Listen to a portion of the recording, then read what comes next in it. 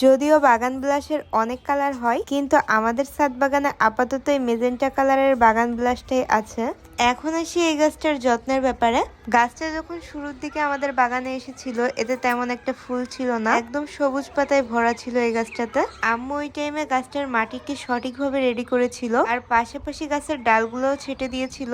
এই গাছের ডাল থেকে কিন্তু খুব ইজিলি চারা করা যায়। এই গাছটা 2 বছর ধরে আমাদের ছাদ বাগানে আছে। প্রত্যেক বছরই 2 বারের মতো এই গাছটা রিপোর্টিং করা হয়, আর গাছে নতুন করে সব অর্গানিক সার দেওয়া হয়। আমরা আমাদের প্রত্যেকটা গাছের বেসিক মাটি যেভাবে রেডি করি, এই গাছটারও একইভাবেই করি। আর খাবার হিসেবে এতে কিন্তু সব অর্গানিক সার ইউজ করা হয়। যেমন ফুল আসার আগে আগে এতে আমরা কলার খোসার পানি দিই, পাশাপাশি সবজি পচা সরিষার খোলের পানিও এই গাছে দেওয়া হয়। সরিষার খোলের পানিটা মাসে অন্তত 2 বার গাছে দেওয়া হয়। পাশে যেই ছোট বাগান বিলাস গাছটা দেখতে পাচ্ছেন, এই গাছটাতে কিন্তু অলরেডি ফুল এসে চলে গেছে। এখন আবার নতুন করে গাছটাতে ফুল আসতেছে। ইন ফিউচার আমার ইচ্ছা আছে আরো অনেক ধরনের কালারের বাগান বিলাস সংগ্রহ করার। আপাতত আমাদের ছাদ বাগানে যে গাছগুলো আছে ওইগুলার কেয়ার করতে করতে আসলে টাইম চলে যায়, কিন্তু নেক্সট টাইম হলে আমি আরো অনেক কালারের বাগান বিলাস নিব ইনশাল্লাহ।